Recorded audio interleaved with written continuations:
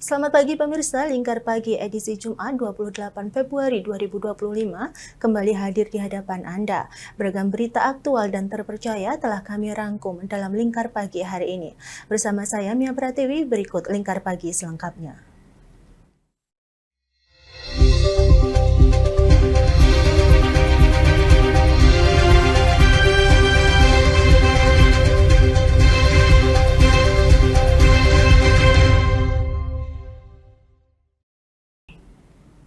Pemirsa, Direktur Penyidikan Jampitsus Kejagung Abdul Qohar mengatakan berdasarkan fakta hukum dalam kurun waktu 2018-2023, PT Pertamina Patraniaga melakukan pembayaran untuk impor BBM berjenis RON 92 yang sebenarnya adalah BBM RON 90 atau lebih rendah. Pada tahun yang sama, PT Pertamina Patraniaga juga diduga melakukan blending BBM RON 90 atau lebih rendah dengan BBM RON 92. Fakta hukum ini menjawab bantahan Pertamina yang mengatakan tidak mengedarkan Pertamax oplosan.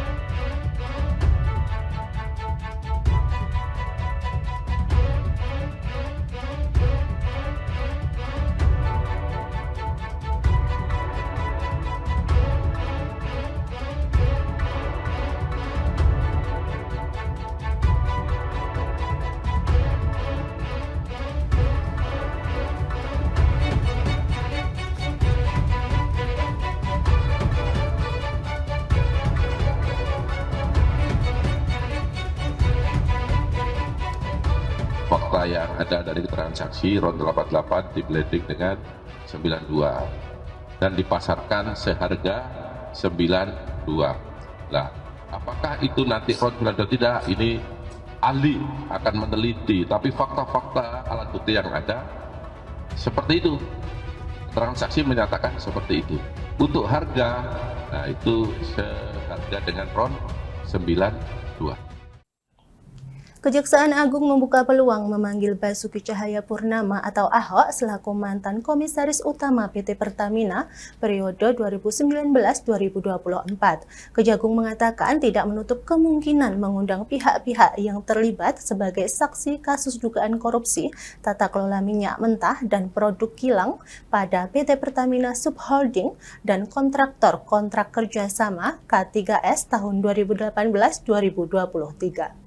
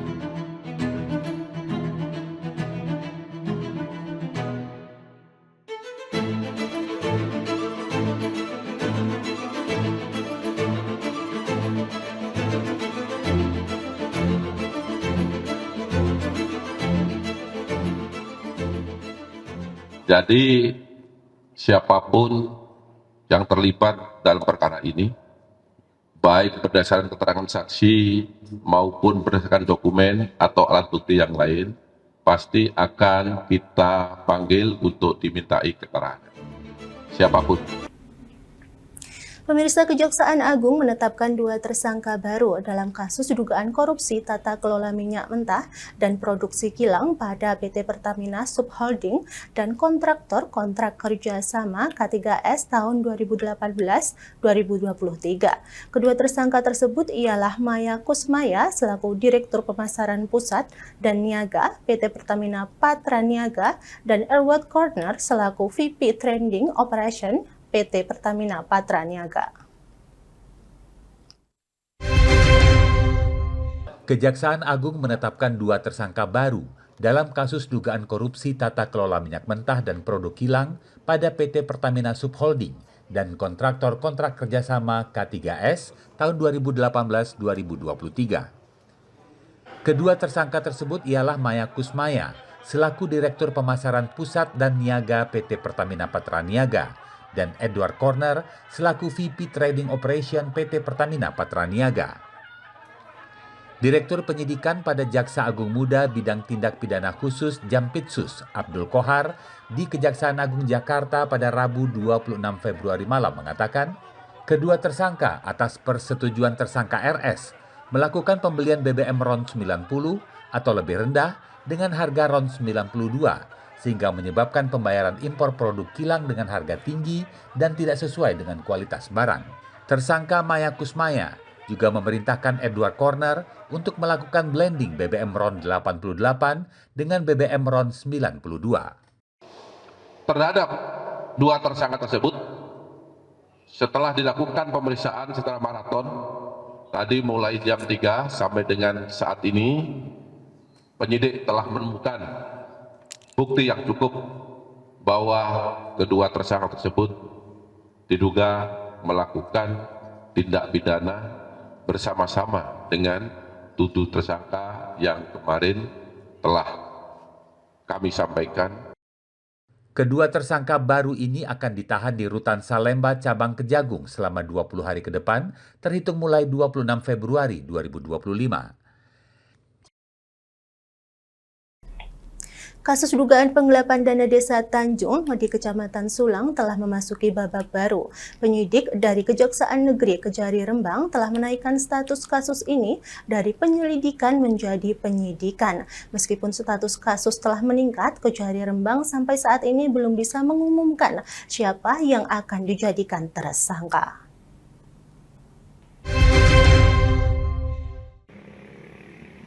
Kasus penggelapan dana desa Tanjung mencuat ke permukaan karena diduga merugikan negara hingga ratusan juta rupiah. Informasi yang diterima oleh reporter Lingkar TV dari Kejari Rembang menunjukkan bahwa terlapor berada di luar kota dan tidak dapat dihubungi. Bahkan 2 kali Kejari melakukan pemanggilan tak direspon oleh terduga pelaku penggelapan dana desa. Kasih Intel Kejari Rembang Yusni Febriansah Effendi mengatakan bahwa perkara dana desa Tanjung Kecamatan Sulang statusnya ditingkatkan menjadi penyidikan. Pihaknya telah melakukan pemeriksaan terhadap sejumlah pihak terkait termasuk kepala desa, perangkat desa, hingga Badan Permusyawaratan Desa BPD. Meskipun status kasus telah meningkat, Yusni menyatakan belum dapat mengumumkan siapa yang akan dijadikan tersangka. Pihaknya masih menunggu hasil audit dari Inspektorat Kabupaten Rembang yang saat ini sedang berlangsung. Untuk perkara Desa Tanjung, Kecamatan Sulang, itu sampai hari ini statusnya sudah ditingkatkan ke penyidikan. Dari penyelidikan, itu tim kita sudah melakukan pemeriksaan ke beberapa pihak, dari mulai perangkat desa hingga pihak-pihak lainnya yang kita butuhkan. Kemudian untuk saat ini prosesnya juga masih kita minta bantuan audit dari Inspektorat Kabupaten Rembang. Gitu. Hasil auditnya sudah keluar? Hasil auditnya sampai saat ini belum keluar, Mas, karena baru beberapa waktu yang lalu kita mintai audit. Sekarang masih dalam proses audit. Pak, kalau terlapornya siapa Pak di kasus Tanjung itu? Terlapornya untuk saat ini sekretaris desa, ya. Sekretaris desa, terlapornya sekretaris desa untuk saat ini. Yang bersangkutan sudah berapa kali dipanggil? Yang bersangkutan sudah 2 kali kita panggil, tapi yang bersangkutan sampai hari ini belum datang. Dan di proses penyidikan ini kita akan lakukan pemanggilan lagi Nanti kalau sudah beberapa kali kita panggil juga belum datang, nanti kita akan ambil sikap seperti apa. Yusni menambahkan memberikan bocoran bahwa terlapor dalam kasus ini adalah Sekretaris Desa Tanjung. Pemanggilan sudah dilakukan kepada yang bersangkutan namun belum pernah hadir di Kejari Rembang. Dari Rembang, Fikiryo, Lingkar TV melaporkan. Pemirsa, kami akan kembali usai jeda berikut ini, tetaplah bersama kami.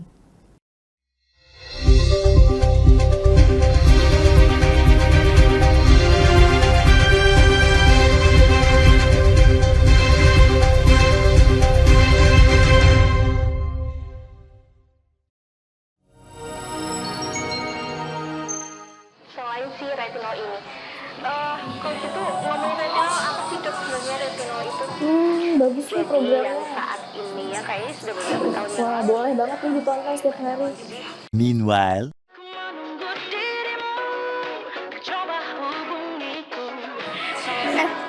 Kamu lagi nonton apa sih dari tadi kok apem-apem mulu? Ini loh lagi nonton program Cantik Sehat di Lingkar TV. Bagus banget nih programnya. Ini. Oh, ada ya program kayak gitu? Ada loh di programnya di Lingkar TV. Kamu udah tahu kan Lingkar TV? Belum. Kan belum tahu Lingkar TV. Lingkar TV itu TV digital streaming online yang sudah mengantongi izin PSE dari Kominfo dan bisa diakses di HP kalian mestinya. Oh iya? Iya, bagus loh. Coba di-download sekarang. Bentar deh, aku tak coba download dulu. Iya. Selain program Cantik Sehat, kalian juga bisa menonton program lainnya di Lingkar TV dan bisa ditonton kapanpun dan dimanapun kalian berada loh. Gimana, udah bisa? Udah nih, punyaku udah bisa. Punyaku juga udah nih. Wah ya, bagus dong kalau udah download semuanya. Tunggu apa lagi? Sekarang giliran kamu download aplikasi Lingkar TV di Play Store.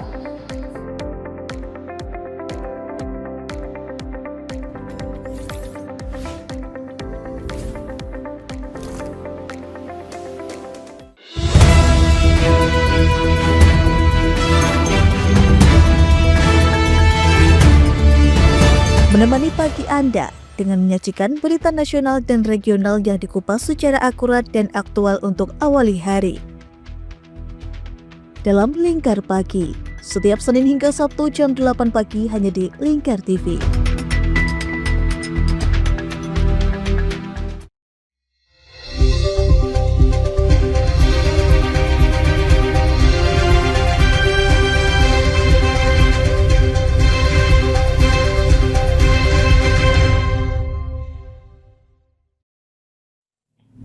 PT Pertamina Patraniaga memastikan stok BBM dan gas LPG dalam kondisi aman. Hal tersebut disampaikan PLT Direktur Utama Pertamina Patraniaga, Mars Ega Legowo dalam rapat bersama Komisi X DPR RI di Senayan, Jakarta.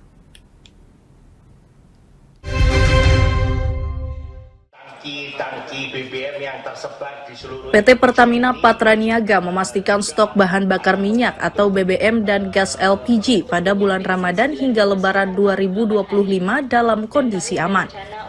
Hal tersebut disampaikan pelaksana tugas Direktur Utama Pertamina Patraniaga Mars Ega Legowo dalam rapat bersama Komisi 10 DPR RI di Kompleks Parlemen Senayan, Jakarta, Rabu 26 Februari. Untuk kesiapan stok saat ini, secara nasional, untuk produk LPG kita ada di posisi 15,17 hari. Ini memang stok normal rata-rata saat ini yang kita maintain dan ini pada kondisi aman. Untuk kerosin saat ini ada 26,20 hari, ini juga pada posisi aman. Pertalite ada di 20,7 hari, ini pada posisi aman. Pertamax ada 22,75 hari. Turbo ada di 35,75 hari. Solar subsidi ini ada 18,04 hari. Meski begitu, Pertamina memprediksi pada bulan Ramadan mendatang, produk BBM seperti Pertalite, Pertamax, Pertamax Turbo hingga Pertamax Green akan mengalami peningkatan permintaan dengan angka yang bervariasi, mulai dari 3,2% hingga mencapai 93,5%. Lebih lanjut, untuk memastikan stok dan kelancaran arus mudik Lebaran 2025, Pertamina juga telah berkoordinasi dengan pemerintah pusat serta membentuk satuan tugas yang nantinya akan bekerja efektif mulai 17 Maret mendatang. Terima kasih Pak. Baik, terima kasih Bu Wanda. Kemudian untuk minyak bensin 95 sekitar 50. Menghadapi masa libur sekolah awal puasa Ramadan 1446 Hijriah dan mudik Lebaran 2025, PT KAI Daop 9 Jember, Jawa Timur menyediakan layanan kereta api Mutiara Timur tambahan yang beroperasi setiap akhir pekan dan tanggal-tanggal tertentu saja. Berdasarkan data Humas Daop 9 Jember, 43% dari total kapasitas 171.908 tempat duduk telah dipesan untuk periode angkutan Lebaran pada 21 Maret sampai 11 April 2025.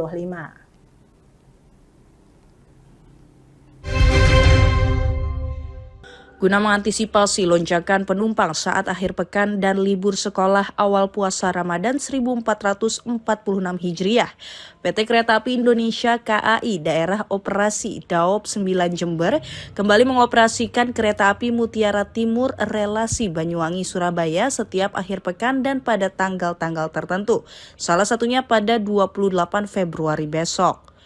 Manajer Hukum dan Humas KAI Daop 9 Jember, Cahyo Widiantoro, Rabu 26 Februari mengatakan, pengoperasian kereta api Mutiara Timur tambahan juga sebagai antisipasi lonjakan penumpang pada masa arus mudik Lebaran 2025. Humas Daop 9 Jember mencatat hingga Selasa 25 Februari 2025 sebanyak 74.452 tiket atau 43% dari total kapasitas 171.908 tempat duduk yang disediakan Daop 9 telah dipesan dan tersisa 97.456 tempat duduk untuk periode angkutan Lebaran yang berlangsung sejak 21 Maret hingga 11 April 2025. Dengan hadirnya KA Mudik ini tentunya menjadi alternatif bagi masyarakat yang hendak berpergian untuk menjelang Lebaran ataupun menjelang puasa. Untuk data yang kami terima berdasarkan data yang dari siang hari ini, untuk penumpang Mutiara Timur tambahan okupansinya mencapai 50% dari total kesediaan tempat itu. Sejauh ini, kereta api yang paling diminati oleh pelanggan antara lain kereta api Sri Tanjung tujuan Lempuyangan, kereta api Probowangi tujuan Surabaya Gubeng, dan kereta api Tawangalun tujuan Malang. Badan Meteorologi, Klimatologi, dan Geofisika BMKG Stasiun Klimatologi Kelas 1 Jawa Tengah memprediksi awal musim kemarau di Jawa Tengah terjadi pada April 2025. Selama pancaroba atau masa peralihan dari musim hujan ke musim kemarau, masyarakat dihimbau mewaspadai terhadap potensi cuaca buruk seperti angin kencang atau angin puting beliung yang biasa terjadi saat peralihan musim.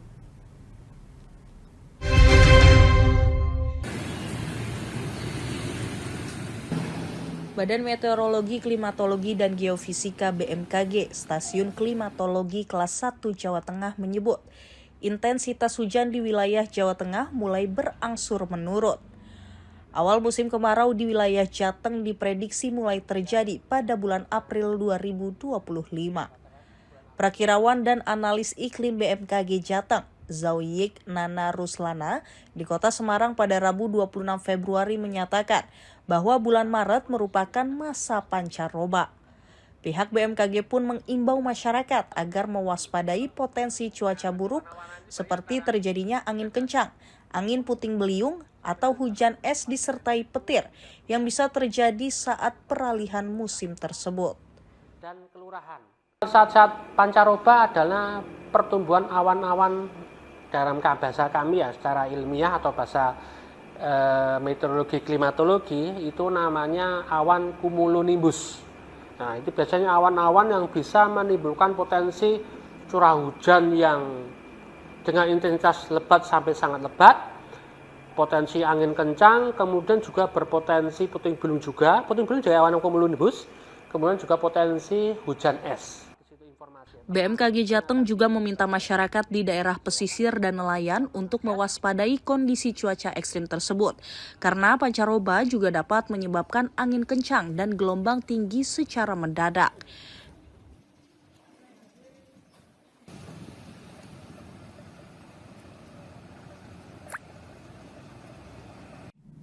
Pemirsa, PT Pindad menyebut penugasan Presiden Prabowo Subianto untuk memasok kendaraan dinas pejabat negara setingkat menteri hingga eselon 1 dan 2 maung vehicle generasi 3 MV3 Garuda akan memasuki tahap produksi pada Maret 2025 dan dapat digunakan pada akhir tahun ini. Pernyataan tersebut disampaikan Direktur Teknologi dan Pengembangan PT Pindad, Prima Karisma di Bandung, Jawa Barat.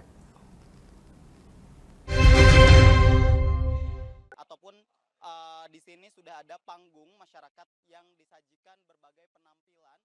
Maung Vehicle generasi ketiga MV3 Garuda yang bakal digunakan jajaran Menteri Kabinet Merah Putih bakal memasuki tahap produksi pada Maret 2025. Hal itu disampaikan Direktur Teknologi dan Pengembangan PT Pindad, Prima Karisma, saat eksplorasi industri pertahanan PT Pindad Rabu 26 Februari di Bandung, Jawa Barat. Produksi Maung MV3 Garuda untuk kendaraan dinas menteri merupakan arahan langsung dari Presiden Prabowo Subianto. PT Pindad menargetkan akan merampungkan proses produksi dan sertifikasi pada tahun ini. Harapannya sebenarnya udah bisa keluar ya pada akhir tahun ini ya. Jadi kita mulai bisa deliver dia. Jumlahnya belum tahu persisnya berapa. Jumlahnya mungkin data tersebut belakangan ya. Jadi untuk saat ini kami simpan dulu untuk terkait dengan publikasi dan lain sebagainya. Prima menambahkan spesifikasi Maung MV3 Garuda yang akan menjadi kendaraan dinas menteri akan sedikit berbeda dengan MV3 Garuda Limousine yang menjadi mobil dinas Presiden Prabowo dan Wapres Gibran, seperti tanpa armor dan lebih ringan.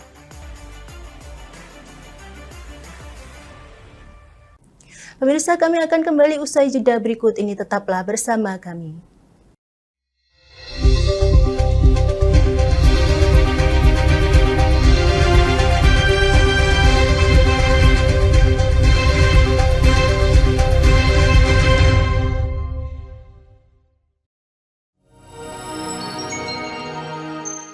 Selain si retinol ini, kalau gitu ngomongin retinol, apa sih dok sebenarnya retinol itu? Bagus nih programnya. Yang saat ini ya kayaknya sudah beberapa tahun yang Wah, boleh banget nih ditonton setiap hari. Meanwhile,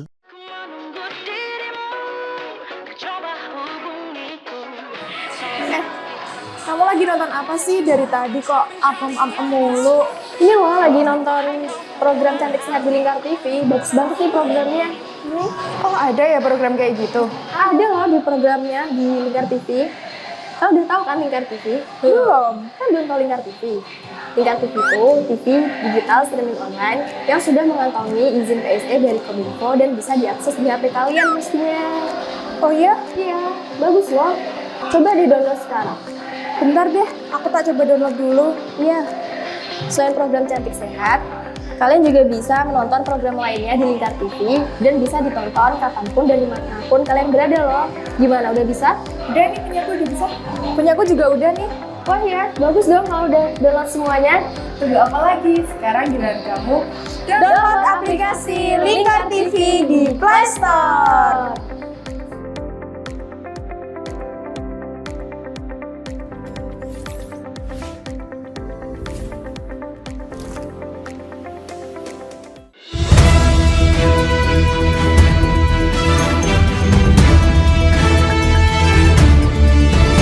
Menemani pagi Anda dengan menyajikan berita nasional dan regional yang dikupas secara akurat dan aktual untuk awali hari. Dalam Lingkar Pagi, setiap Senin hingga Sabtu jam 8 pagi hanya di Lingkar TV.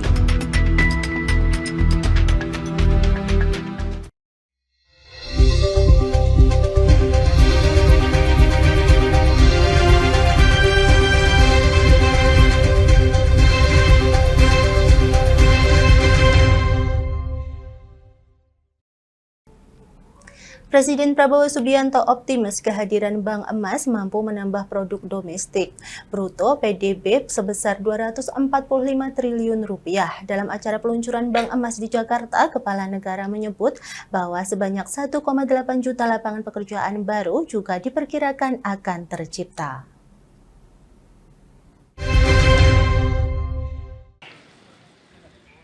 Indonesia memiliki sumber kekayaan yang cukup tinggi. Satu di antaranya adalah emas. di mana saat ini produksinya meningkat dari yang sebelumnya 100 ton menjadi 160 ton dalam setahun. Saat memberi sambutan di acara peresmian Bank Emas di Jakarta Rabu 26 Februari, Presiden Prabowo Subianto mengatakan untuk mengelola kekayaan berupa emas tersebut sudah saatnya Indonesia memiliki bank emas. Menurutnya bank emas dapat menjadi wadah pengolahan dan penyimpanan hasil tambang emas sehingga tidak mengalir ke luar negeri. Dengan demikian pertumbuhan ekonomi tanah air akan semakin kuat. Kita harapkan bahwa ini akan meningkatkan produksi domestik bruto kita. Kalau tidak salah bisa menambah 245 triliun. Kemudian akan membuka lapangan kerja 1,8 juta baru. Kepala negara menambahkan kehadiran bank emas mampu memperluas serta membantu menghemat devisa negara. Mengingat dari hulu hingga hilir, emas akan diolah dan disimpan di dalam negeri.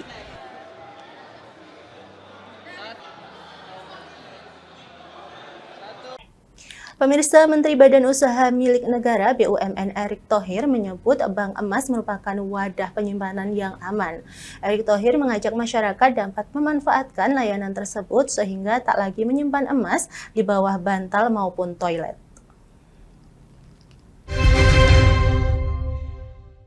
Menteri Badan Usaha Milik Negara Erick Thohir mengajak masyarakat memanfaatkan bank emas sebagai wadah penyimpanan yang lebih aman. Dalam sambutan yang disampaikan pada peluncuran bank emas di Jakarta Rabu 26 Februari, Erick Thohir menyebut hingga saat ini terdapat 1.800 ton emas beredar di tengah masyarakat. Menurutnya, emas tersebut disimpan dalam sejumlah tempat yang tidak tepat dan kurang aman seperti di bawah bantal hingga toilet. Ada yang di bawah bantal, Bapak. Ada yang di toilet, di baliknya ada batu bata dimasukin ke dalam situ, itu realitas. Nah, kita ingin mengundang mereka untuk percaya, Bapak, kepada sebuah sistem keuangan yang formal. Nah, memang kita harus mulai meyakinkan, menggedor mereka, Pak, bahwa ini sistem keuangan yang aman buat mereka. 1.800 ini potensi yang luar biasa, Pak. Erick menjelaskan berbagai layanan bank emas dapat digunakan masyarakat, seperti deposito, pembiayaan, penitipan, maupun perdagangan emas secara langsung.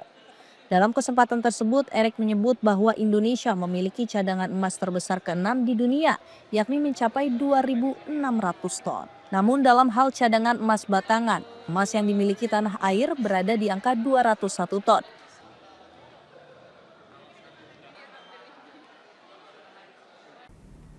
PT Pegadaian Persero mengelola 300 kg emas yang diperoleh dalam 2 pekan. Peluncuran layanan deposito emas, Direktur Utama PT Pegadaian Damar Latri Setiawan optimis layanan tersebut mampu menyentuh angka 1,5 ton di akhir 2025. Terlebih dengan adanya bank emas yang diluncurkan Presiden Prabowo Subianto.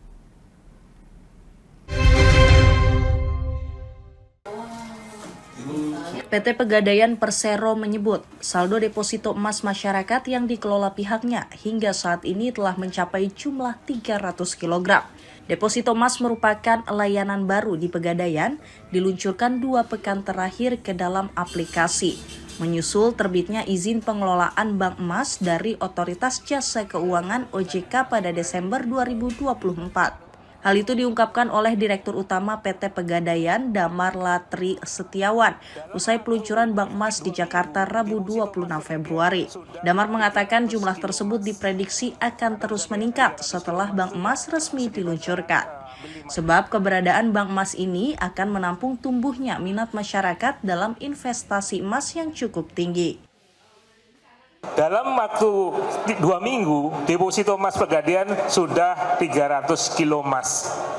Anda bisa melihat 300 kilo emas itu ya sekitar sekarang hampir 500 miliar.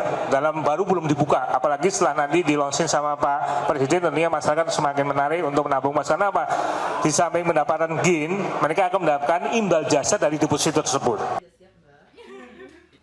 Melalui deposito emas, masyarakat bisa mendapatkan imbal jasa 1% per tahun dengan tenor deposito yang fleksibel dan minimal transaksi 5 gram. Keuntungan tersebut diharapkan mampu menarik minat investasi emas yang lebih banyak, sehingga target saldo deposito sebesar 1,5 ton emas di akhir tahun 2025 bisa tercapai.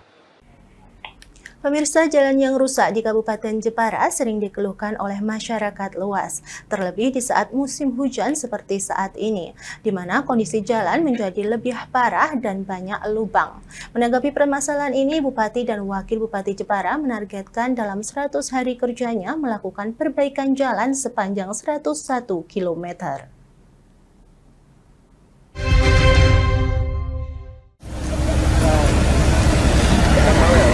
Wakil Bupati Jepara Muhammad Ibnu Hajar menyampaikan salah satu program kerja yang akan dilakukan Bupati Witiarso Utomo dan dirinya dalam 100 hari pertama, yakni infrastruktur, di mana akan menargetkan 101 km perbaikan jalan.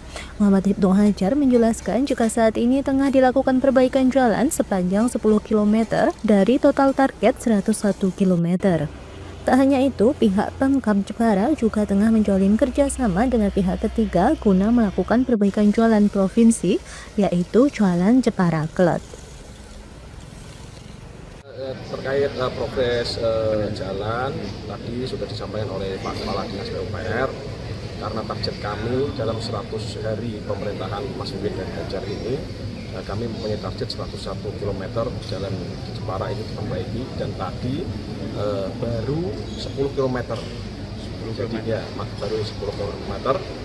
Kalau 101 dikurangi 10 berarti berapa? 91. Nah, tinggal 91 km untuk 100 hari pemerintahan ke depan. Di tengah efisiensi anggaran ini gimana?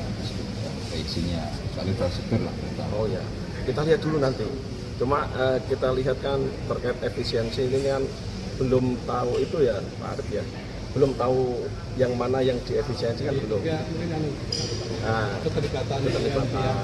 Terus ya itu juga kemarin kami sudah komunikasi dengan PLTU untuk segera membantu mengerjakan jalan provinsi biar Lebaran bisa mulus.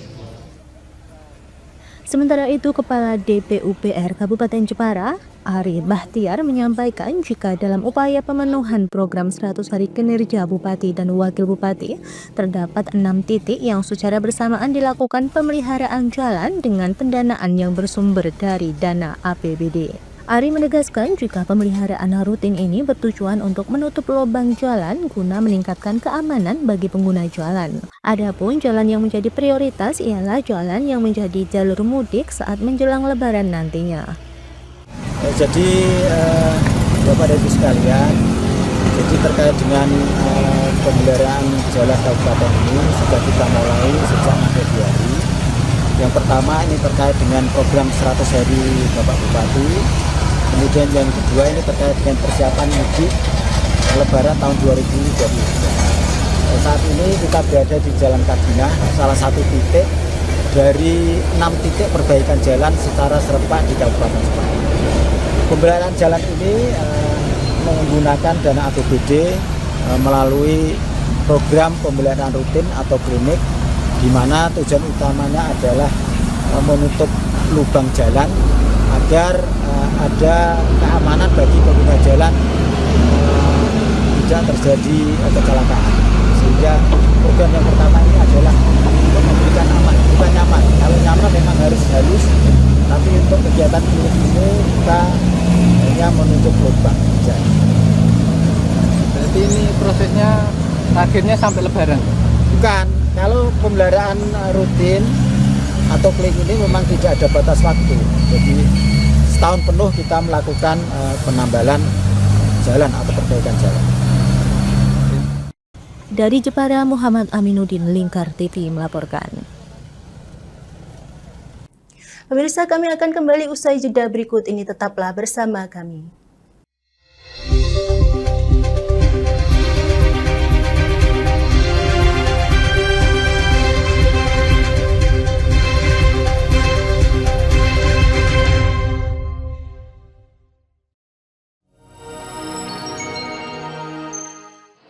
si retinol ini.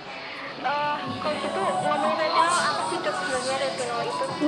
Bagus nih programnya. Yang saat ini ya kayaknya sudah beberapa tahun yang Wah, boleh banget nih ditonton setiap hari. Meanwhile,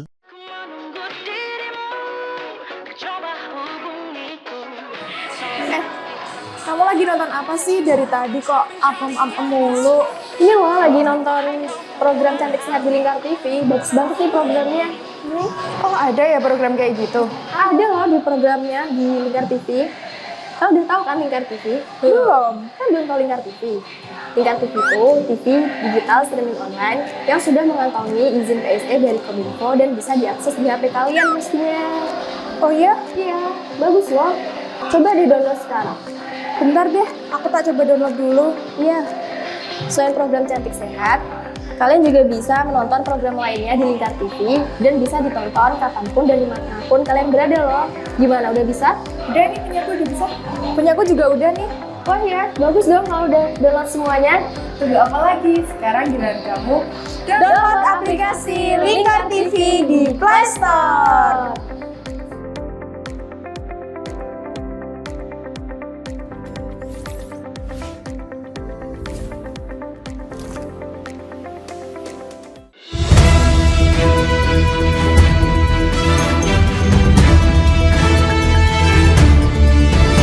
Menemani pagi Anda dengan menyajikan berita nasional dan regional yang dikupas secara akurat dan aktual untuk awali hari.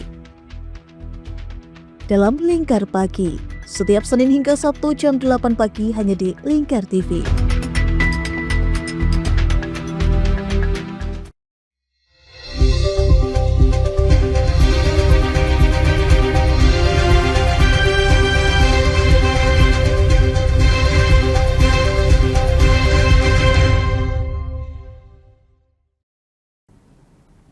Berkumpulnya kepala daerah di Akademi Militer Magelang dalam kegiatan retret menyisakan kesan mendalam bagi Bupati Rembang Harno. Dirinya menyebut pertemuan kepala daerah seluruh Indonesia ini merupakan ajang berbagi strategi untuk memajukan wilayah masing-masing. Terima kasih Bapak, selamat istirahat Pak. Menjelang berakhirnya retret kepala daerah di Akademi Militer Magelang, kesan mendalam membekas dalam diri para nahkoda wilayah di seluruh Indonesia, salah satunya Bupati Rembang Harno. Kedisiplinan dan memori masa sekolah kembali muncul ketika menjalani kegiatan yang cukup padat mulai pukul 4 pagi hingga 10 malam. Para kepala daerah diminta untuk tertib dan disiplin selama mengikuti berbagai rangkaian kegiatan. Bupati Rembang Harno menuturkan mendapat berbagai ilmu terkait strategi pembangunan daerah yang selaras dengan visi misi dan program pembangunan Presiden Republik Indonesia Prabowo Subianto. Pengalamannya sangat menyenangkan, menggembirakan, semangat, dan ingat masa waktu sekolah juga. Jadi ini benar-benar pengalaman, sangat senang, pengalaman yang menarik dan sejarah buat kita semua bupati, wali kota, gubernur. Jadi kita bisa kenal semuanya bersatu. Ingat waktu kemah zaman sekolah dulu juga ya, saling kenal, saling semuanya mengikuti kegiatan dari bangun pagi jam 4 harus bangun pagi, lanjutkan sholat subuh, lanjutkan olahraga, lanjutkan kegiatan yang lain kadang sampai jam 10 malam, kadang sampai setengah 11. Itu sangat menarik dan menyenangkan dan sangat bersejarah. Ya semuanya mengena dan terutama kita bisa silaturahmi, bisa saling kenal, semua bupati, wali kota, gubernur dan bapak-bapak menteri kita bisa saling komunikasi, silaturahmi dan membagi ilmu. Itu ya terpenting. Bisa menjalankan visi misinya, janji politiknya dan disinkronkan kepada visi misi Bapak Gubernur dan juga cita dari Bapak Presiden. Jadi sinkron dari pusat, ke provinsi, dan ke daerah. Mungkin nanti bentuk nyatanya seperti apa? Mungkin dari sektor perikanan, infrastruktur, dan kesehatan apa saja Pak? Ya, karena ini saat ini semuanya akan digodok lagi. Wabil khusus saat ini terutama sudah mau menjelang hari raya, termasuk visi misi Rembang dan Pak Gubernur Jawa Tengah ada kesamaan.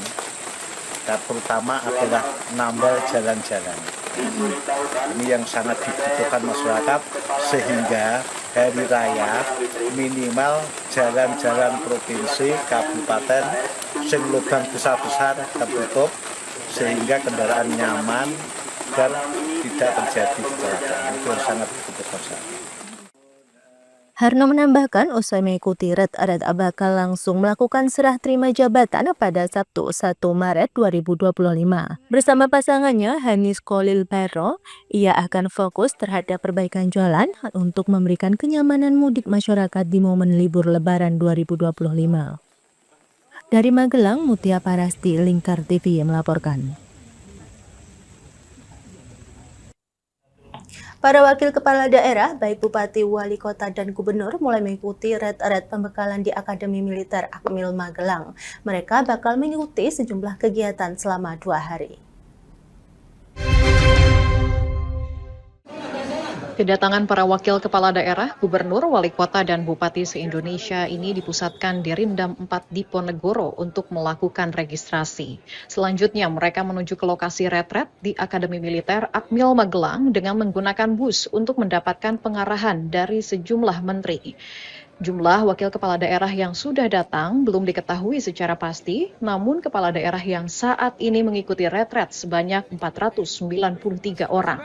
Menurut Wakil Bupati Kulon Progo Ambar Purwoko, Kamis 27 Februari, kegiatan pembekalan yang komprehensif ini penting diikuti karena menyinergikan program-program pemerintah pusat dan daerah. Persiapan hari ini kita sudah persiapkan dari jauh-jauh hari karena kita pejabat daerah atau pejabat negara yang harus taat dengan hukum dan aturan. Begitu, Mas. Persiapannya apa ya, Mas? Istirahat cukup? Istirahat cukup, apapun. Kan udah bupati sudah retret, jadi kita dapat informasi, kita belajar juga, Mas. Puncak kegiatan retret pembekalan kepala daerah akan diisi pengarahan langsung dari Presiden Prabowo Subianto. Rencananya Presiden tiba di Akmil pada Kamis sore dan dilanjutkan dengan acara Parade Senja.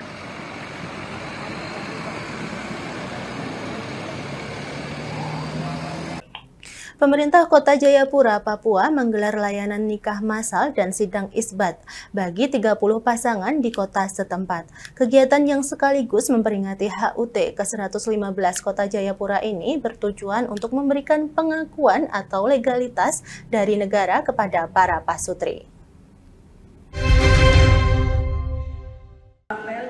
Pemerintah Kota Jayapura melalui Dinas Kependudukan dan Pencatatan Sipil setempat menggelar nikah massal dan sidang isbat secara gratis yang diikuti oleh 30 pasangan muslim, yaitu 25 pasangan nikah massal dan 5 pasangan sidang isbat pada Kamis 27 Februari di Aula Siansor, Kantor Wali Kota Jayapura.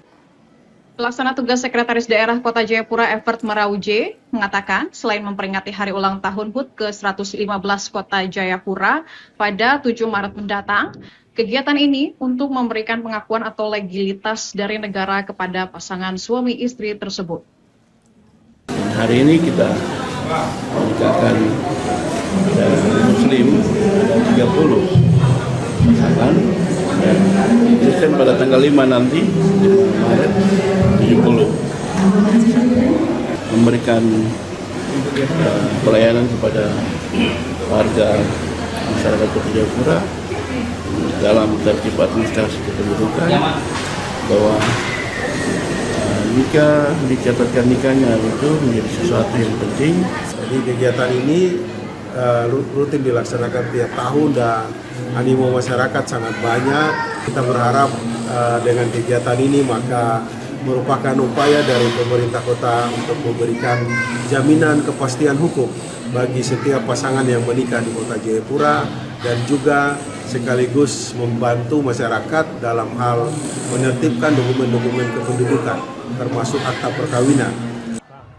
Raymond menambahkan, setelah melaksanakan nikah massal dan sidang isbat, para pengantin langsung mendapatkan dokumen administrasi kependudukan, di antaranya buku nikah, kartu keluarga, dan KTP yang sudah dibarui. Program nikah massal dilakukan setiap tahun untuk 5 agama yang ada di Kota Jayapura, Papua. Pemirsa, sebanyak 75 peserta turut serta dalam lomba sirkuit panjat tebing Kendal seri 1 yang berlangsung di venue Wall Climbing Stadion Utama Kendal. Kegiatan ini diselenggarakan oleh Kompak Climbing School bekerja sama dengan Federasi Panjat Tebing Indonesia (FPTI). Kabupaten Kendal. Dan juga sekaligus lomba panjat tebing di Stadion Utama Kendal dibagi menjadi 3 kategori, yaitu kategori SMA atau SMK, kategori usia 10 tahun, dan kategori 15 tahun yang masing-masing terdiri dari kelompok putra dan putri. Pada kompetisi kali ini peserta bersaing dalam 2 jenis perlombaan, yakni lead climbing dan boulder climbing. Sementara kategori speed climbing tidak dilombakan. Ketua Panitia Pelaksana Yulia Susanti menjelaskan bahwa tujuan utama dari lomba ini adalah untuk mempersiapkan atlet-atlet panjat tebing yang akan bertanding di Pekan Olahraga Pelajar Daerah (Popeda) maupun Pekan Olahraga Provinsi (Porprov) Jawa Tengah. Diadakan oleh Kompak Climbing School. Pesertanya ada 75 orang peserta yang dibagi menjadi 3 kategori SMA, kemudian U15, U10 yang terdiri dari putra maupun putri. Ini persiapan untuk Poprov juga atau gimana? Iya, untuk persiapan Popda sama Poprov nantinya. Harapannya nanti dari kegiatan ini semua atlet yang terpilih bisa menjadi atlet yang tingkat nasional. Tujuan kami seperti itu. Salah satu peserta, Muhammad Aris Purwanto dari SMA Negeri 2 Kendal, mengungkapkan bahwa persiapan untuk mengikuti lomba telah dilakukan secara intensif dengan latihan rutin 5 kali dalam seminggu. Saya mengikuti olahraga panjat tebing di Kabupaten Kendal. Saya mengikuti PPOP panjat tebing Kendal baru. Kali ini ini kejuaraan sirkuit Kabupaten Kendal. Persiapan saya latihan seminggu 5 kali, dan saya setiap mau tidur saya biasakan push up sama pull up, dan itu persiapan saya di lomba kali ini. Ketua Umum FPTI Kabupaten Kendal, Ibnu Fikri, menyatakan bahwa saat ini FPTI memiliki 120 atlet yang siap berlaga di berbagai kompetisi. Alhamdulillah, yang 2024 kita sudah mengirimkan beberapa atlet kita untuk yang tingkat nasional. Salah satu yang dikirim adalah atlet putri di Sulawesi, kemarin mendapat peringkat 4. Tapi yang terakhir 2025 yang kebetulan kejuaraan di Udinus itu untuk atlet putri mendapatkan medali emas, alhamdulillah. Nah, persiapan Porprov itu kita sudah menyiapkan atlet-atlet yang sudah dikawal oleh Binda Prestasi, dan itu sudah ada sekitar 8 atlet yang nanti akan kita kirim ke Porprov. Itu untuk kelas speed dan kelas boulder, sehingga nanti kita mempersiapkan itu sebagai bagian dari upaya FPTI mengawal agar bisa meraih medali, terutama medali emas, kira itu, Pak. Dengan antusiasme peserta, sirkuit panjat tebing Kendal seri 1 ini menjadi ajang bergengsi dalam membangun regenerasi atlet panjat tebing. Dari Kendal, Jawa Tengah, Wahyudi, Lingkar TV melaporkan.